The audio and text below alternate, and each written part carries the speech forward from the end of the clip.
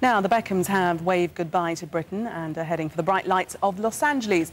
But will brand Beckham be a success in the States? I'm joined in the studio now by branding expert Jonathan Gabay. Good evening. Thanks for coming in. My pleasure. Will they be a success? Absolutely, maybe. No sitting on the fence then. Well, what's going to happen here? It's an interesting one because, as your reporter was talking about before, the thing is that they know Tom Cruise, and that's going to go down quite well. But on the bigger picture, I'm not sure about this one because when it comes to Beckham, the latest polls from America have said that he's got a 51.9% recognition. But it's not because of his playing. Now, that's interesting. It's because of his celebrity status. Now, he's going to have to be careful because the Galaxy, they're buying him for the playing as well as the celebrity status. So as long as he scores on all fronts, and then I think, yeah, this is going to be good. As long as he scores on all fronts. If not, this could be just another celeb going in and going out in LA.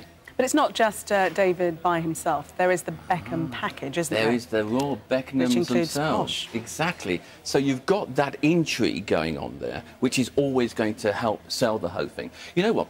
I'll tell you who's really interested in this from the American point of view are the ladies, because he looks so fantastic and all that sort of idea. It will be the first time, I'm telling you, it's going to be the first time in America that the ladies are going to say to their partners, I think we should go to the football game. Because they're going there to see the eye candy as well as soccer. I've got to get this right. It's soccer. Going to the soccer game because of the eye candy stuff as well. But from a branding point of view, he has got it. It's going in the right direction because already he's signed up for Adidas commercials over there. He's already signed up for Disney Sports Network, the ESPN network over there, and he's also got deals with Motorola. Plus, in addition to all the money that he's going to be making, which is an estimated 125 million over the next 5 years, he's also got a cut of all the ticket sales, well, most of the ticket sales and also merchandise. So it's not a bad brand earner from that point of view. How much do you think hinges on the actual football? Because America are not known for their footballing prowess. They're not a footballing nation.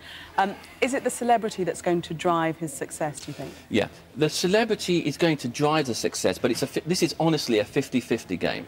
Because actually, back in 1972, Pelé went over to America. Now, there was the world's greatest player, and I would still say the world's greatest player of all time. But he didn't quite work because whilst he had the skills as a soccer player, he didn't have the charisma bit. So with Beckham, he's got the skills and he's got the charisma bit. So from that point of view, it looks good. Is that his unique appeal, or is it the partnership with Posh and the whole Spice Girls reunion that as well? Let me put it like this. Before I came here, I did a bit of research just a few hours ago on what the latest things that people were saying about him.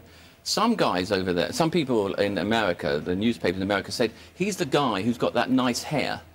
Now, if they're going to say that the Beckham is the guy who's got the nice hair rather than the soccer bit, I get worried. But the Beck's bit is going to, not the Beck's bit, the Posh bit, is definitely going to help. But I'm sorry I'm not saying to you, yes, definitely, because if he doesn't score and he doesn't do what he's supposed to do as a football player or a soccer player, then it's debatable.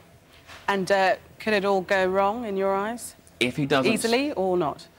I doubt it. I doubt it. But there's the other point as well, by the way, in terms of the actual team that he's actually signed up for. It's actually not very high up on the actual league over there. In fact, it's quite low down. In the last 12 games, they've actually only won 3 games, and so they're going to need him to score. That's why they put him as a centre midfield to actually try and score the goal straight on. So that's what they're going to need him to do. Look, if he can perform on the grass, and then it's going to be great. And offline, what happens there is going to add to the intrigue. The problem is, there's one other thing that I've got to just say, and that is, a lot of people are going to buy into him from the American point of view because he's British, and they're buying into the Britishness of the whole thing. And so that if he, for example, a goal doesn't go in or something like that, they're going to look for that sort of gentleman type of approach to the whole game. And I think they're buying into that. But he does that brilliantly. And how much does the success depend on what happens from now on in, i.e.